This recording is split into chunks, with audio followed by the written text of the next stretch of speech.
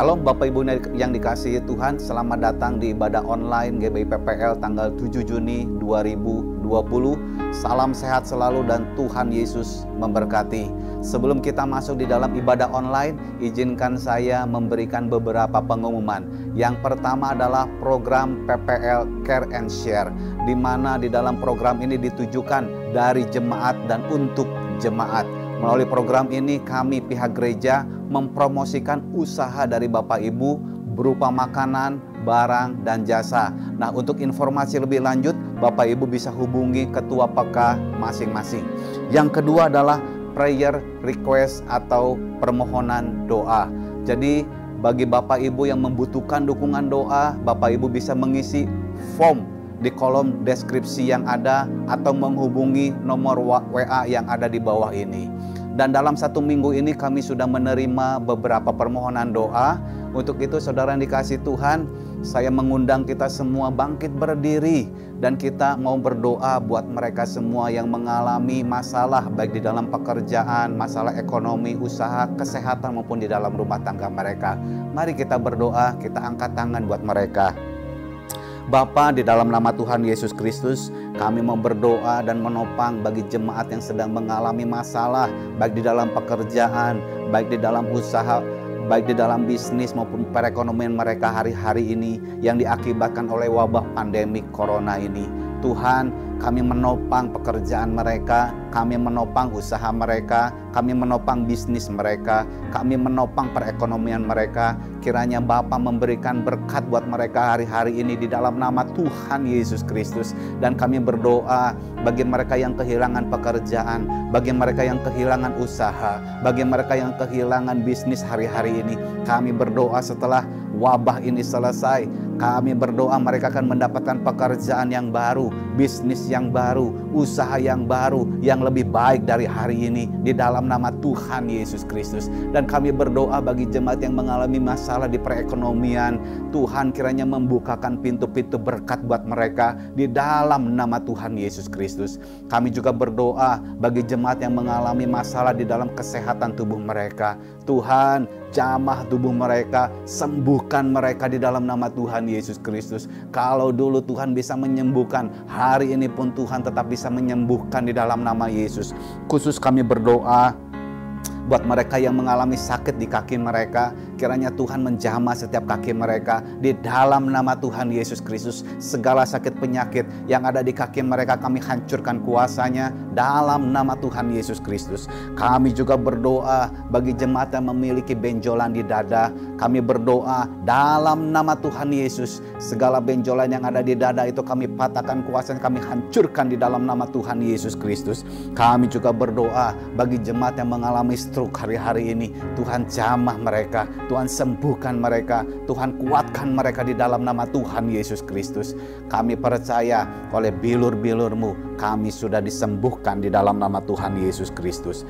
Bapa, kami juga berdoa bagi jemaat yang mengalami masalah di dalam keluarga rumah tangga mereka, baik masalah suami istri, baik masalah orang tua dengan anak, baik masalah mertua dengan menantu mereka. Kami berdoa pada pagi hari ini di dalam nama Tuhan Yesus Kristus, kiranya Tuhan mencurahkan kuasa pengampunan bagi setiap mereka, sehingga mereka bisa saling mengampuni satu dengan yang lain, dan kerukunan boleh terjadi di dalam rumah tangga mereka. Berkat Tuhan ada atas rumah tangga mereka di dalam nama Tuhan Yesus Kristus. Terima kasih Tuhan, kami menyerahkan setiap jemaat GBI PPL dan semua yang mendengar doa ini pada pagi hari ini hanya di dalam nama Tuhan Yesus Kristus.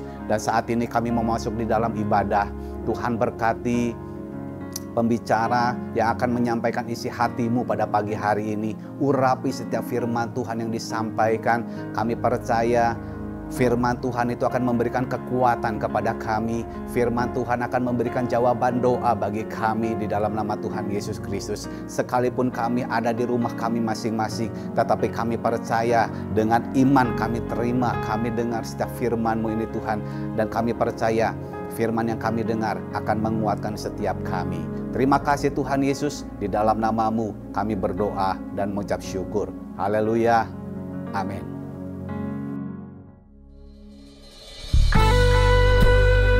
Kami bersyukur buat segala kebaikan-Mu dalam hidup kami, Tuhan.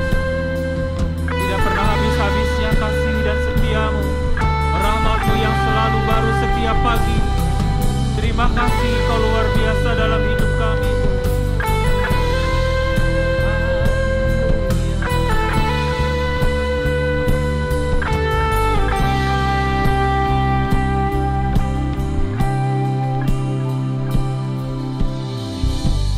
Banyak yang Kau perbuat di dalam hidup. Rancangan indahmu terjadi di hidupku. Bapa yang mengerti segala yang ku perlu. Kasih-Mu sempurna nyata dalam hidupku. Bersyukur Bapa,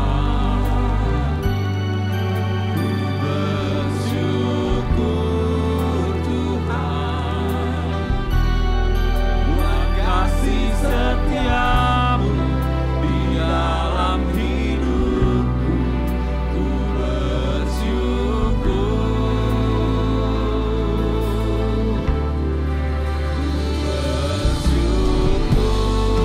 Bapa, ku bersyukur Tuhan, buat kasih setia-Mu di dalam hidupku. Ku bersyukur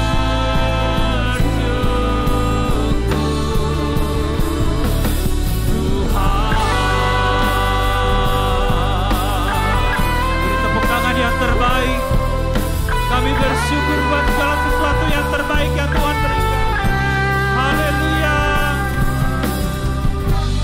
Banyak yang Kau perbuat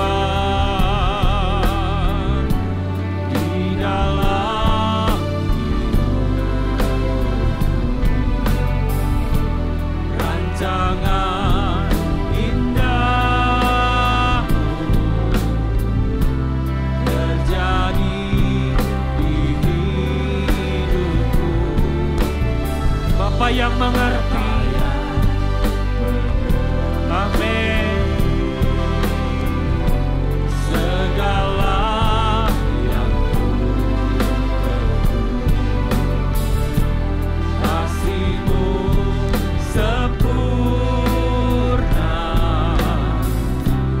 nyata dalam hidupku. Angkat tanganmu. Bersyukur Bapa, bersyukur Tuhan, buat kasih setia-Mu yang tidak pernah berakhir. Amin.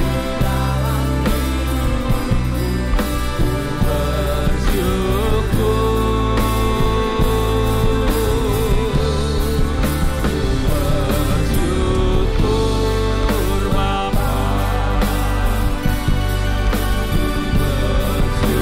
bersyukur Tuhan, buat kasih setia-Mu di dalam hidupku. Ku bersyukur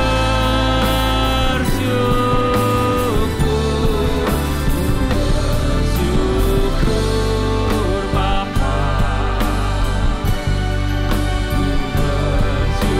bersyukur Tuhan. Kami bersyukur Tuhan. Amin. Kami bersyukur Tuhan.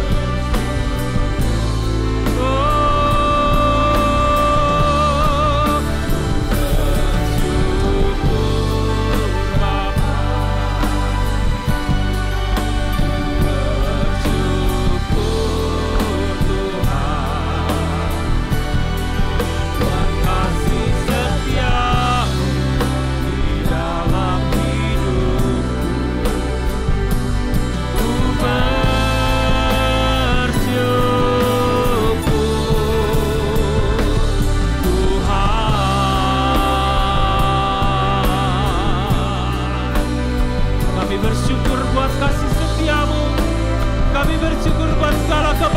dalam hidup kami.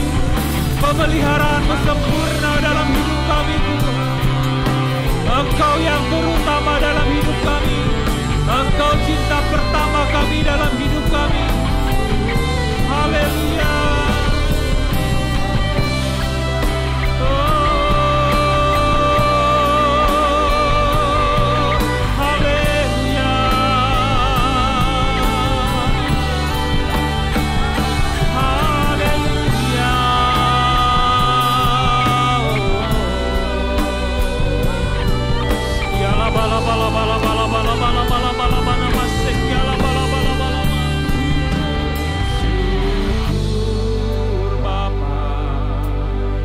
Angkat tanganmu di hadapan Tuhan. Kami bersyukur buat segala yang terbaik yang Tuhan berikan. Amin. Ku bersyukur.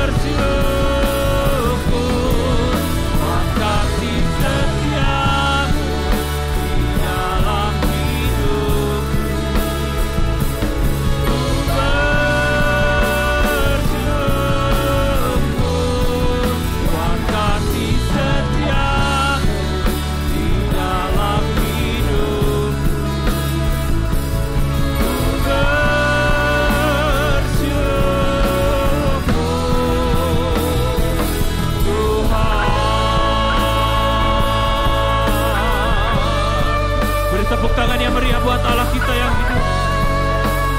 Allah yang hebat. Engkau luar biasa dalam hidup kami Tuhan.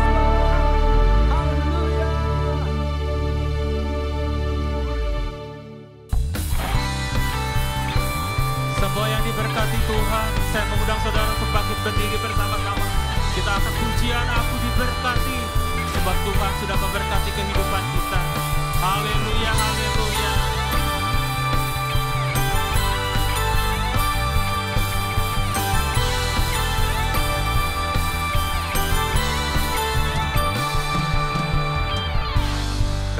Setiamu nyata bagiku, hikmat kebajikan tersedia bagiku. Sebab Allah sanggup limpahkan segalanya, dan anugerahnya sangat besar bagiku. Angkat tanganmu, aku diberkati, aku dilimpahi, karena Allah sanggup untuk menyediakan. Aku diberkati, aku dilimpahi atas sempurna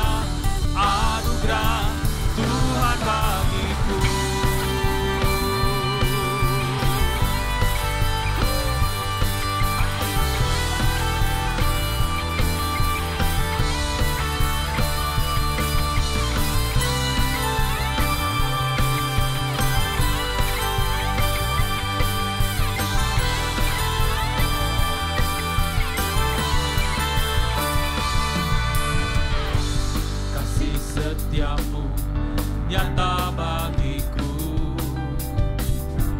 Hikmat kebajikan tersedia bagiku. Katakan dengan imanmu, sebab Allah sanggup limpahkan segalanya, dan anugerahnya sangat besar bagiku. Amin. Aku diberkati, aku dilimpahi, karena Allah sanggup untuk menyediakan. Aku diberkati, aku dilimpahi atas sempurna anugerah Tuhan bagiku. Aku diberkati, aku dilimpahi, karena Allah sanggup untuk menyediakan. Aku diberkati, aku dilimpahi atas sempurna anugerah Tuhan bagiku. Tetap bertepuk tangan buat Allah kita yang hidup, yang sanggup memberkati seluruh kehidupan kita. Dialah Alfa dan Omega, yang awal dan yang akhir. Haleluya, haleluya.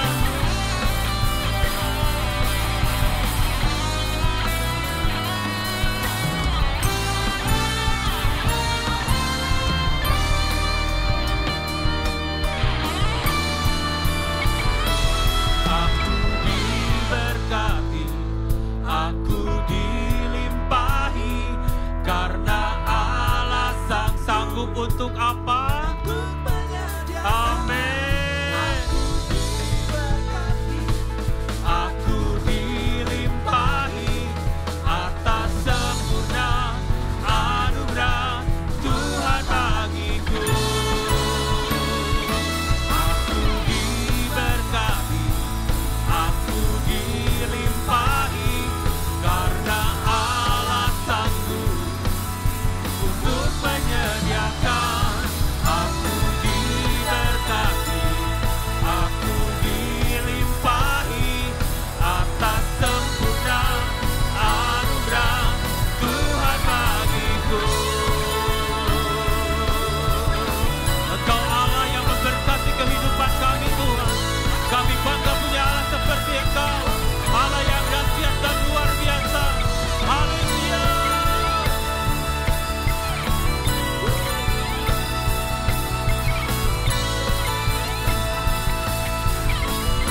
Beri tepuk tangan yang terbaik buat Allah kita yang hidup yang luar biasa. Sorakan haleluya.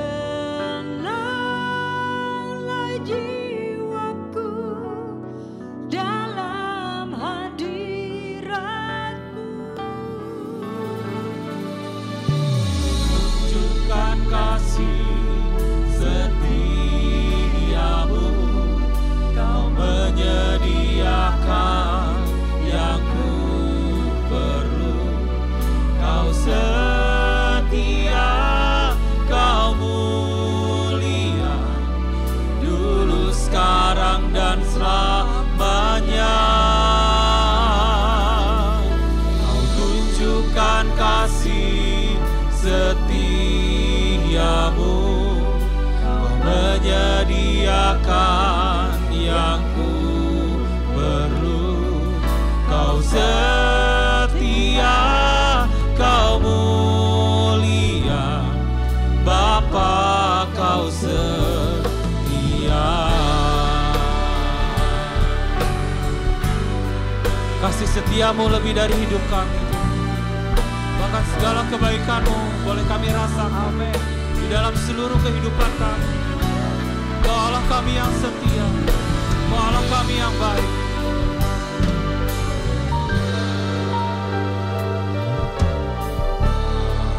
Bapa, Kau setia.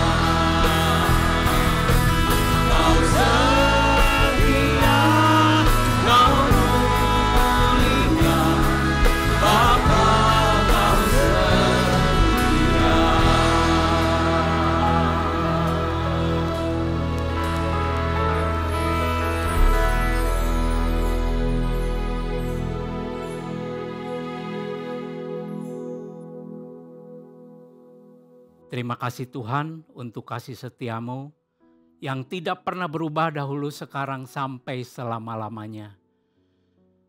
Kau begitu baik, melebihi daripada semua harta yang kami miliki, melebihi daripada segalanya ya Tuhan. Sebentar kami akan mendengarkan sebagian daripada isi hati-Mu. Urapi hamba-Mu, urapi kami semua yang ada di rumah kami masing-masing, sehingga pada saat firman Tuhan ditaburkan, firman itu boleh menuntun kami, menguatkan kami, memberikan arah hidup kami, sehingga hidup kami semakin berkenan di hadapan Tuhan. Kami percaya Tuhan, ketika firman Tuhan disampaikan, firman itu tidak akan kembali dengan sia-sia, tetapi akan menjadi rema dalam hidup setiap kami. Kami mau menyerahkan ibadah hari ini ke dalam tangan Tuhan. Dalam nama Tuhan Yesus Kristus, kami semua sudah berdoa dan mengucap syukur. Haleluya. Amin. Shalom Bapak Ibu Saudaraku, dimanapun Bapak dan Ibu berada, saya berharap kita semuanya dalam keadaan yang baik. Kita semua sedang dipersiapkan untuk memasuki sebuah era yang baru yang disebut new normal. Hidup normal dengan cara yang baru. Banyak perubahan yang akan kita lakukan. Banyak kebiasaan yang harus kita kerjakan dalam hidup ini. Seperti mencuci tangan setiap 4 jam, menjaga jarak, kemudian pakai masker, menjaga kesehatan, dan lain sebagainya. Untuk semua ini perlu kesadaran yang tinggi. Nah, ketika virus COVID-19 ini mulai merebak, ada berbagai spekulasi. Artinya dugaan yang tidak berdasarkan bukti. Ada juga berbagai konspirasi. Anggapan adanya agenda tersembunyi di balik sebuah peristiwa. Ada juga berbagai asumsi, pemikiran atau tafsiran yang muncul dalam setiap orang. Contohnya, virus corona sengaja dibawa oleh tentara Amerika Serikat ke negara Cina. Kemudian ada juga yang mengatakan virus corona ini berasal dari kebocoran sebuah laboratorium penelitian virus di Cina.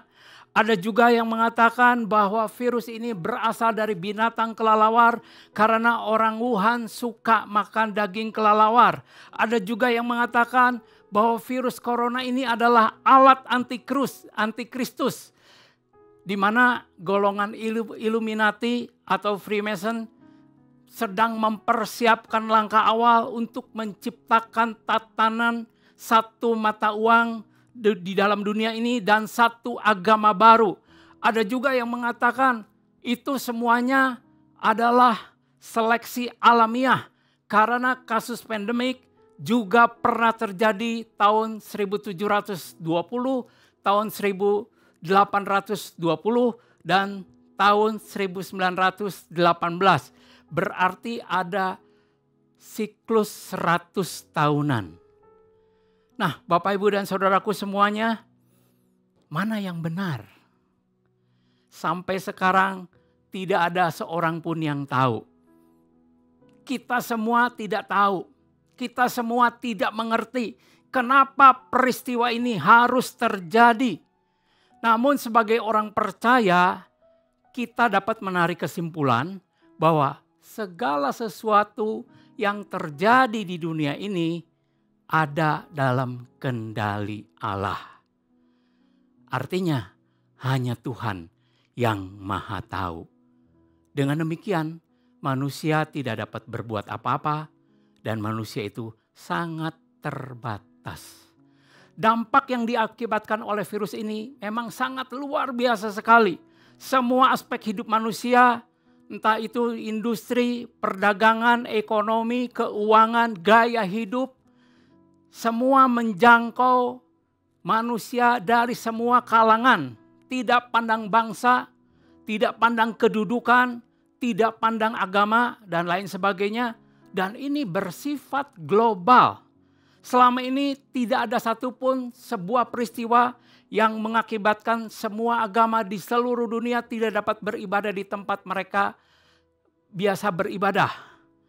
Pertanyaannya, kenapa peristiwa ini harus terjadi? Sekali lagi, kita tidak dapat berasumsi, kita tidak dapat berspekulasi, kita tidak dapat memikirkan dengan cara penafsiran kita sendiri. Tapi kita tetap dapat bersikap yang berpedoman pada kebenaran firman Tuhan. Nah, kalau saya beri judul khotbah saya hari ini adalah menyikapi perubahan global. Coba kita lihat Lukas pasal yang ke-17 ayat 26 sampai dengan ayat yang ke-30. Saya akan membacakannya untuk Bapak dan Ibu, saudaraku semuanya. Dan sama seperti terjadi pada zaman Nuh, demikian pula lah halnya kelak pada hari-hari Anak Manusia. Mereka makan dan minum, mereka kawin dan dikawinkan, sampai kepada hari Nuh masuk ke dalam bahtera, lalu datanglah air bah dan membinasakan mereka semua. Demikian juga seperti yang terjadi di zaman Lot. Mereka makan dan minum, mereka membeli dan menjual, mereka menanam dan membangun. Tetapi pada hari Lot keluar dari Sodom, turunlah hujan api dan hujan belerang dari langit dan membinasakan mereka semua. Demikianlah halnya kelak pada hari di mana Anak Manusia menyatakan dirinya. Nah, Bapak, Ibu, dan saudaraku semuanya, ayat-ayat tadi merupakan perkataan daripada Tuhan Yesus sendiri yang menjadi peringatan buat kita semua di masa kini untuk orang percaya supaya selalu waspada, supaya orang percaya berjaga-jaga. Situasi sekarang ini membuktikan bahwa kerajaan Allah sedang dinyatakan. Segala sesuatu ada di dalam kendali Allah. Hari-hari Anak Manusia menyatakan dirinya itu berbicara tentang zaman pernyataannya yang mulia. Dan bahwa manusia tidak dapat berbuat apa-apa. Kalau dikatakan di dalam ayat tadi, manusia kawin mengawinkan, makan minum, membeli dan menjual. Artinya manusia sibuk dengan urusannya sendiri. Manusia sibuk dengan aktivitasnya sendiri. Mengumbar nafsu, memuaskan diri sendiri dan mengabaikan keberadaan Allah. Pada waktu itu manusia tidak tahu. Segala sesuatu sepertinya tenang. Sepertinya Allah tidak mengawasi bumi. Sepertinya biasa-biasa saja. Kemudian tiba-tiba datanglah air bah. Itu pada waktu zaman Nuh. Tiba-tiba turunlah hujan api dan belerang dari langit. Pada waktu zaman Sodom dan Gomora dihancurkan. Nah, mengapa peristiwa air bah dan Sodom dan Gomora ini disinggung kembali oleh Tuhan Yesus? Padahal peristiwa itu terjadi beberapa ribu tahun sebelum kelahiran Tuhan Yesus. Nah, kalau sampai disinggung oleh Tuhan Yesus, berarti peristiwa itu adalah sebuah peristiwa yang penting. Yang menjadi peringatan buat kita semua di masa kini. Bapak, Ibu, dan saudaraku semuanya, di dalam kitab Kejadian ketika Allah selesai menciptakan langit, bumi, serta seluruh isinya. Dan ketika Allah selesai menciptakan manusia, maka Allah melihat segala yang dijadikannya itu sungguh amat baik. Kejadian 6 ayat 31 bagian akhir. Allah melihat artinya Allah hadir dalam ciptaannya. Allah melihat berarti Allah mengawasi ciptaannya. Semua ciptaannya ada di dalam pengamatannya. Dan di balik ciptaannya ada tujuan Allah di dalamnya. Ya, supaya ciptaannya itu menjadi baik, ada gunanya, ada manfaatnya, sehingga dikatakan sungguh amat baik. Artinya sejak awal penciptaan Allah itu sudah memberikan teladan kepada manusia agar semua manusia melihat kembali ya apa yang sudah dikerjakannya, apa yang sudah dilakukannya, baik di dalam hidupnya terhadap sesama, terhadap Tuhan maupun terhadap bumi ini. Jadi ketika Allah melihat bahwa manusia sudah mulai menyimpang dari tujuan Allah, tentu Allah merasa tidak puas. Maka Allah merombak kembali, maka Allah merevisi kembali, memberikan peringatan supaya ciptaannya tetap berjalan di dalam alur yang benar. Nah, sehubungan dengan apa yang kita alami hari-hari ini, di mana kita harus menyikapi perubahan yang terjadi secara global, ada dua sikap yang perlu kita miliki dan ada satu tindakan yang perlu kita lakukan. Yang pertama, miliki sikap menerima dan percaya bahwa di balik semua ini ada tujuan Tuhan yang mulia buat orang percaya. Peristiwa air bah ditulis di dalam kitab Kejadian pasal yang ke-7. Tapi bagaimana kondisi manusia saat itu? Di dalam kitab Kejadian pasal yang ke-6 ayat 5 sampai ayat yang ke-7 saya akan bacakan. Ketika dilihat Tuhan bahwa kejahatan manusia itu besar di bumi dan bahwa segala kecenderungan hatinya selalu membuahkan kejahatan semata-mata, maka menyesallah Tuhan bahwa ia telah menjadikan manusia di bumi dan hal itu memilukan hatinya. Berfirmanlah Tuhan, aku akan menghapuskan manusia yang telah kuciptakan itu dari muka bumi, baik manusia maupun hewan dan binatang-binatang melata dan burung-burung di udara, sebab aku menyesal bahwa aku telah menjadikan mereka. Jadi memang keadaan manusia saat itu hatinya selalu cenderung berbuat jahat. Sehingga keadaan ini membuat hatinya Allah menjadi pilu, menjadi sedih, bahkan menyesal. Sampai Allah merencanakan manusia di seluruh bumi ini akan dimusnahkan. Nah, Bapak, Ibu, dan saudaraku semuanya, demikian juga kondisi yang terjadi sekarang ini. Kejahatan manusia semakin hebat. Manusia mengabaikan keberadaan Allah. Manusia melupakan Allah. Kehidupannya tidak lagi punya standar moral yang benar. Situasi seperti ini, apakah itu berdampak buat orang percaya? Sudah pasti. Karena ketika sebuah kota mengalami banjir, orang percaya yang ada di kota itu juga kena dampaknya, betul enggak? Tetapi Bapak, Ibu, dan saudaraku, perhatikan ini. Selalu ada jalan keluar buat orang percaya yang hidupnya berkenan kepada Tuhan. Coba perhatikan Kejadian 6 ayat yang ke-8, dikatakan demikian. Tetapi Nuh mendapat kasih karunia di mata Tuhan. Nah, mendapat kasih karunia itu artinya menyenangkan hati Tuhan.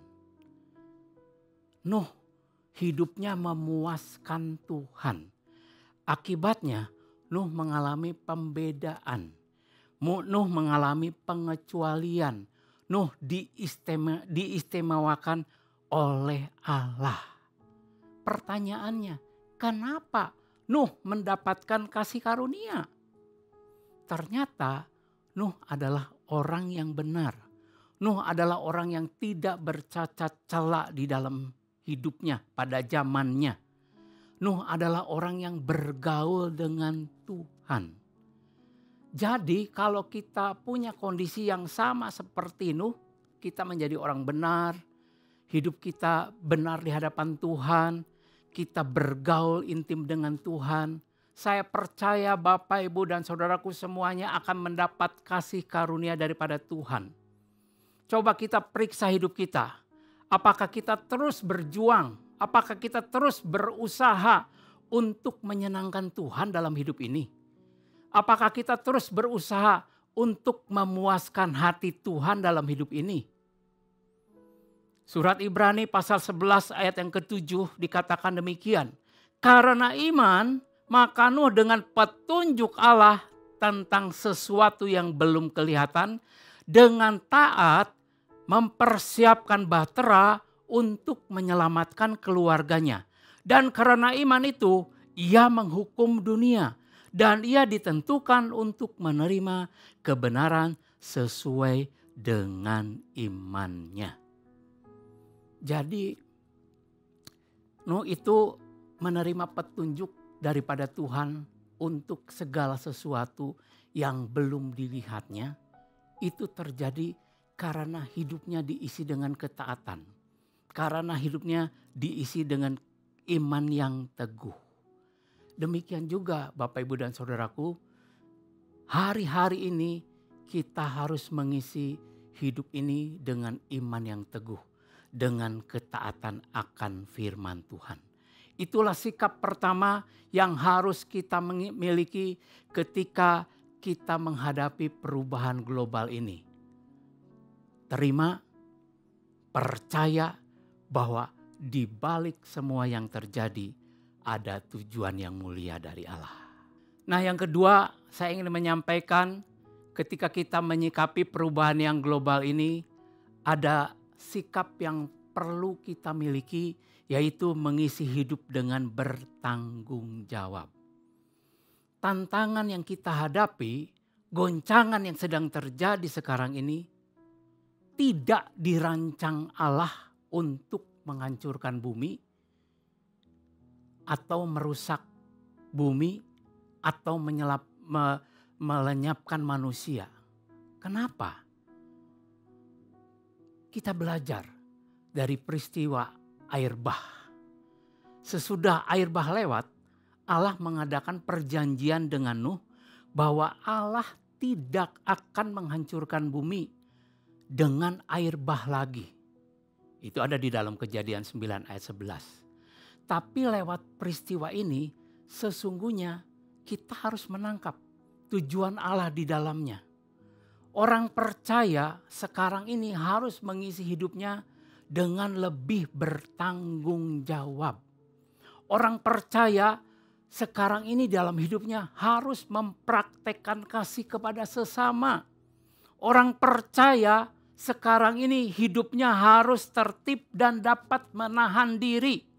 Orang percaya disadarkan bahwa sekarang ini kita sangat membutuhkan Roh Kudus.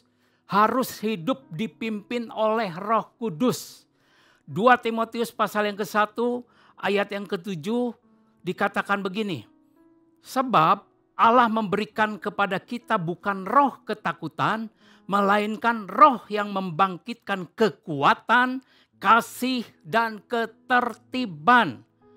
Ketika manusia hidupnya tertib, hidup menurut aturan Allah, manusia tidak punya lagi kecenderungan untuk merusak bumi, maka akibatnya polusi udara akan semakin berkurang. Bapak dan Ibu bisa perhatikan kalau cuaca baik, kita melihat langitnya semakin biru. Ya, tidak ada kabut.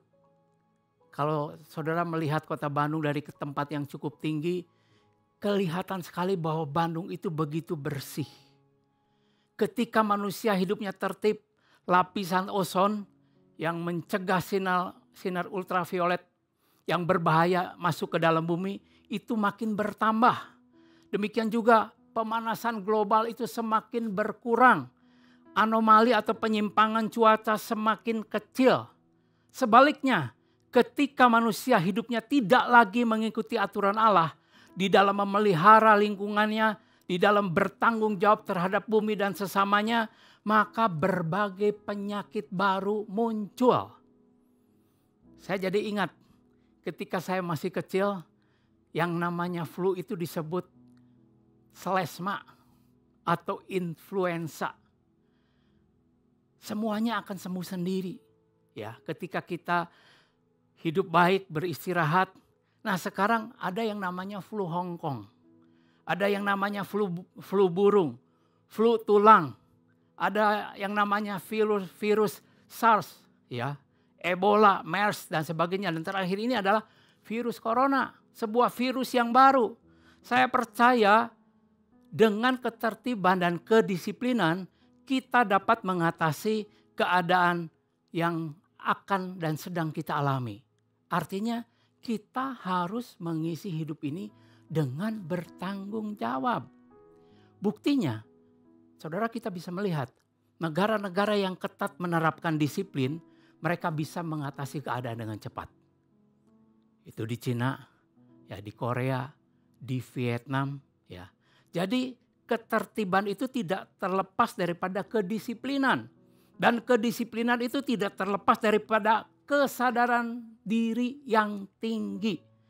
Baru-baru ini ketika virus corona mulai merebak, saya melihat banyak orang di sebuah kota di Jerman. Jerman adalah sebuah negara yang maju. Kemudian juga banyak orang di New York, di Amerika Serikat. Amerika Serikat adalah negara modern. Mereka berdemonstrasi, ya. Mereka tidak setuju dengan adanya lockdown. Karena mereka sebut bahwa semua itu melanggar hak asasi manusia. Sesungguhnya orang yang demikian adalah orang yang tidak bertanggung jawab hidupnya. Orang yang hanya mementingkan diri sendiri. Orang yang tidak peduli dengan keselamatan orang, akan keselamatan orang lain. Dan tidak punya kesadaran yang tinggi. Bapak dan Ibu, saudaraku semua, kekristenan bukan bicara tentang agama. Tetapi kekristenan berbicara tentang perilaku dan gaya hidup. Kenapa orang pengikut Kristus di Antioquia mereka disebut Kristen? Karena perasaan Kristus, pikiran Kristus, dan perilaku Kristus ada di dalam diri mereka. Nah, di dalam kitab Ibrani dikatakan satu kali lagi, segala sesuatu yang dapat digoncangkan akan digoncangkan. Hanya kerajaan Allah yang tetap dan tidak tergoncangkan. Ibrani 12 ayat 28 berkata demikian. Jadi karena kita menerima kerajaan yang tidak tergoncangkan, marilah kita mengucap syukur dan beribadah kepada Allah menurut cara yang berkenan kepadanya dengan hormat dan takut. Ayat 28-nya mengatakan, sebab Allah kita adalah api yang menghanguskan. Ungkapan sekali lagi artinya pernah terjadi dan akan terus terjadi. Kita semua perlu beribadah dengan rasa takut kepada Tuhan. Kita perlu semua beribadah dengan hormat kepada Tuhan. Dengan cara yang berkenan kepada Allah. Kita ingat bahwa beribadah adalah menghadap Allah. Ketika kita menghadap Allah, kita harus melakukan ibadah itu dengan hormat, dengan takut akan Tuhan. Mungkin saja selama ini banyak orang yang sudah setia bergereja, pergi ke gereja untuk beribadah. Tetapi hidupnya tidak takut akan Tuhan. Tetapi hidupnya tidak hormat dan tidak berkenan kepada Tuhan. Nah, orang yang demikian sekarang ini sedang dibakar, sedang dihanguskan oleh Allah. Bapak dan Ibu saudaraku semuanya, sekarang sedang digaungkan tentang hidup dalam new normal. Hidup normal dengan cara yang baru. Jadi hidup kita perlu ditata ulang. Ada perilaku yang perlu dirubah. Bahwa lewat kejadian ini saya percaya pola pikir manusia sedang dirubah. Saya percaya Tuhan sedang meminta pertanggungjawaban kepada manusia supaya kita mengisi hidup ini dengan tanggung jawab. Setiap orang sekarang ini sedang diminta untuk hidup takut akan Tuhan, hidup berkenan kepada Allah. Kalau saja manusia tidak mau berubah, maka Allah dapat memaksa manusia untuk berubah hidupnya. Lewat kejadian alam seperti tsunami, seperti gempa, banjir bandang, krisis ekonomi, perang, wabah, penyakit dan lain-lain. Tujuannya supaya manusia hidup tertib, supaya manusia punya kebiasaan yang baik. Manusia dipaksa untuk menyesuaikan diri dengan keadaan. Nah, saya akan memasuki yang ketiga. perihal tentang tindakan yang perlu kita lakukan. Ada sebuah pertanyaan ya yang perlu kita pikirkan. Kenapa Sodom dan Gomora dihancurkan Allah? Karena kedua kota itu penuh dengan perbuatan dosa. Itu ada di dalam Kejadian pasal yang ke-19. Sebelum kota itu dihancurkan oleh hujan belerang dan hujan api, Abraham bernegosiasi dengan Allah. Dia berkata begini, Tuhan, apakah engkau akan melenyapkan orang benar bersama-sama dengan orang fasik? Kalau saja ada 50 orang benar, apakah dosa mereka akan diampuni? Tuhan menjawab, kalau saja ada 50 orang benar di kota Sodom, maka aku akan mengampuni seluruh tempat itu karena keberadaan yang 50 tadi. Ternyata 50 itu enggak ada. Akhirnya Abraham coba bernegosiasi dengan Allah. Bagaimana kalau 45? Bagaimana kalau 40? Bagaimana kalau 30, 20? Dan terakhir bagaimana kalau 10? Ternyata tidak ada 10 orang benar yang ada di kota itu. Akhirnya kota itu dihancurkan. Hanya Lot beserta dengan 2 anak perempuannya diselamatkan. Dan keselamatan itu pun terjadi karena Allah ingat akan Abraham. Lot itu adalah keponakannya Abraham. Nah, dari peristiwa ini saya menyimpulkan bahwa di samping 2 sikap yang kita perlu miliki, yang pertama kita harus siap menerima keadaan ini. Kita harus percaya bahwa di balik tujuan, di balik apa yang kita alami ada tujuan yang mulia dari Allah. Dan kedua, mengisi hidup ini dengan tanggung jawab. Maka tindakan yang perlu kita lakukan adalah banyak berdoa syafaat. Dari kisah Sodom dan Gomora dan kisah Nuh, ternyata karena ada orang benar, bumi tidak jadi dimusnahkan. Karena ada orang benar, maka ada keluarga yang diselamatkan. Artinya doa itu dapat menggerakkan hati Tuhan. Keberadaan orang benar dapat menyelamatkan keluarga-keluarga. Bapak, Ibu, dan saudaraku semuanya, tidak semua orang bisa main musik. Tidak semua orang bisa menjadi pelayan Tuhan di gereja. Tetapi semua orang bisa berdoa. Orang yang suka berdoa akan jauh daripada berbuat dosa. Tetapi orang yang tidak suka berdoa akan dekat dengan dosa. Oleh sebab itu, jadilah orang yang suka berdoa. Abraham berdoa agar supaya Sodom dan Gomora tidak dihancurkan dengan cara tawar-menawar dengan Allah. Jadi melalui doa. Ya, Sodom dan Gomora itu memang akhirnya dihancurkan, tapi ada orang yang diselamatkan. Banyak orang berdoa kalau ada perlunya, ada maunya. Jangan sampai kita menderita dulu, baru kita berdoa. Seharusnya dalam situasi apapun kita harus banyak berdoa. Sudah saatnya orang percaya berdoa bukan hanya minta mujizat, bukan hanya minta berkat jasmani, bukan hanya menjadi orang yang sukses, tapi sekarang saatnya minta supaya banyak orang benar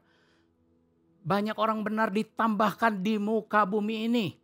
Banyak orang benar ditambahkan di Indonesia ini. Agar kehendak Allah yang terjadi atas bumi ini. Mari kita lakukan apa yang menjadi bagiannya Tuhan. Dan biarlah Tuhan melakukan bagiannya. Akhirnya saya ingin ingatkan kembali bahwa segala sesuatu ada dalam kendali Allah. Akhirnya saya juga ingin mengingatkan, jangan kita memikirkan hidup hanya di dunia ini saja. Satu saat kita akan meninggalkan dunia ini. Oleh sebab itu, miliki sikap menerima dan sikap percaya bahwa ada tujuan Allah yang mulia di balik semua yang terjadi sekarang ini buat setiap orang percaya. Mari kita mengisi hidup ini dengan bertanggung jawab. Hidup dengan tertib, dengan disiplin. Ikuti apa yang Roh Kudus kehendaki. Mari kita semua banyak berdoa, bersyafaat untuk bangsa dan negara kita. Bahkan untuk seluruh isi dunia. Sehingga banyak orang yang diselamatkan. Nah, Bapak, Ibu, dan Saudaraku, sebentar kita akan masuk dalam perjamuan kudus. Siapkan hati kita.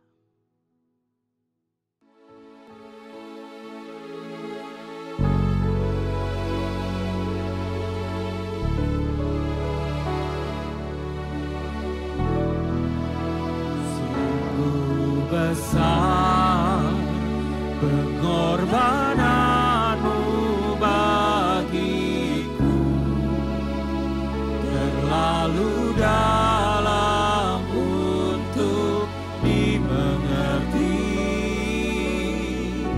Sungguh besar,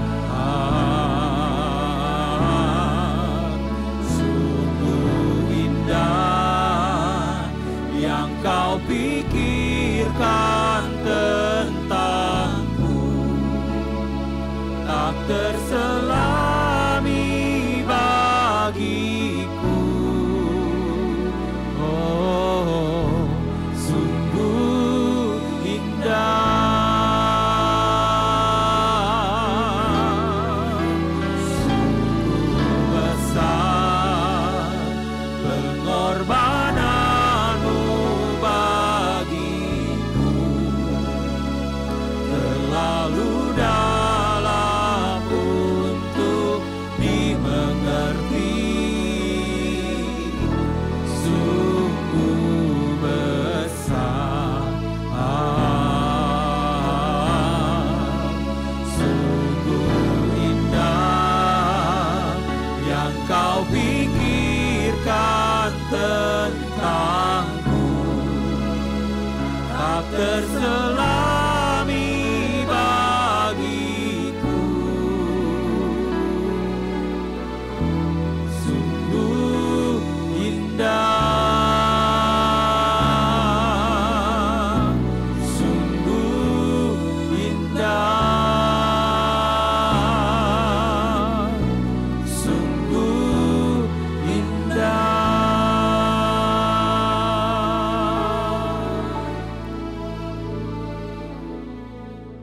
Di rumah kita masing-masing sudah tersedia roti dan anggur yang melambangkan tubuh dan darah Kristus, ataupun tersedia sarana-sarana lain yang melambangkan tubuh dan darah Kristus. Setiap kali kita masuk perjamuan kudus, apa yang menjadi pesan Tuhan? Firman Tuhan mengatakan, biarlah ini menjadi peringatan akan aku. Artinya kita diminta untuk mengingat pengorbanannya, kita semua diminta untuk mengingat kasih-Nya. Mari kita tundukkan kepala. Terima kasih Tuhan untuk firman Tuhan yang sudah kami dengar pada hari ini. Kami bersyukur sekalipun kami ada di rumah kami masing-masing, kami masih diberikan kesempatan untuk bersekutu dengan tubuh dan darah-Mu. Terima kasih untuk kebenaran firman Tuhan yang kami percayai bahwa di balik apa yang kami alami hari-hari ini ada tujuan mulia bagi mereka yang hidupnya berkenan kepada Tuhan. Kami juga mengucap syukur, diingatkan agar kami mengisi hidup kami dengan penuh tanggung jawab. Kami juga mengucap syukur kalau kami diperingatkan, ditegur supaya hidup kami tidak diisi dengan egois, tetapi kami perlu banyak berdoa agar orang-orang benar ditambahkan ke dalam bilangan orang percaya. Sebelum kita makan roti dan anggur, firman Tuhan mengatakan demikian, karena itu hendaklah tiap-tiap orang menguji dirinya sendiri, dan baru sesudah itu makan roti dan minum dari cawan itu. Tuhan mau kita makan dan minum dengan cara yang benar. Sekarang koreksi diri kita masing-masing di hadapan Tuhan. Saudara berdoa, saudara akui segala kekurangan kita, minta ampun. Mungkin ada di antara kita yang hari-hari ini menggerutu, mengomel dengan situasi. Mungkin ada di antara kita yang tidak bersyukur. Firman Tuhan mengatakan kepada kita, marilah kita beribadah dengan ucapan syukur. Marilah kita beribadah dengan hormat dan takut akan Tuhan. Mungkin juga di antara kita masih ada yang hidup egois, hanya untuk kepentingan sendiri, hanya untuk kesenangan sendiri, tidak peduli atas kepentingan orang lain. Mungkin juga kita kurang berdoa, ataupun kalau kita berdoa, kita hanya berdoa minta berkat, kita hanya berdoa minta keberhasilan, kita kurang berdoa agar supaya Tuhan menambahkan jumlah orang benar di muka bumi ini. Mari, saudaraku, siapkan hati kita segera akan masuk dalam perjamuan kudus. Sebab apa yang telah kuteruskan kepadamu, telah aku terima dari Tuhan, yaitu bahwa Tuhan Yesus pada malam waktu ia diserahkan mengambil roti. Mari kita angkat roti di tangan kanan kita. Dan sesudah itu ia mengucap syukur atasnya. Ia memecah-mecahkannya dan berkata, inilah tubuhku yang diserahkan bagi kamu. Perbuatlah ini menjadi peringatan akan aku. Saudaraku, bukankah roti yang kita pecah-pecahkan ini adalah persekutuan dengan tubuh Kristus? Mari kita memakannya di dalam nama Tuhan Yesus Kristus.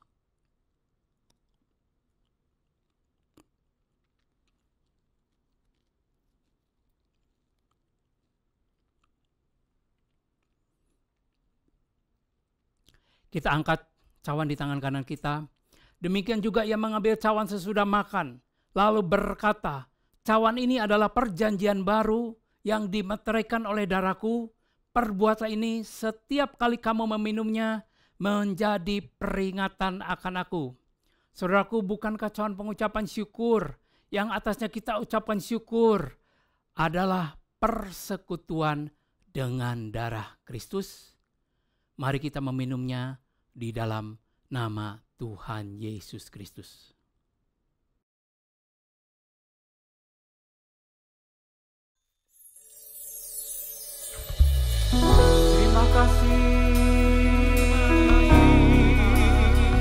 Terima kasih Tuhan.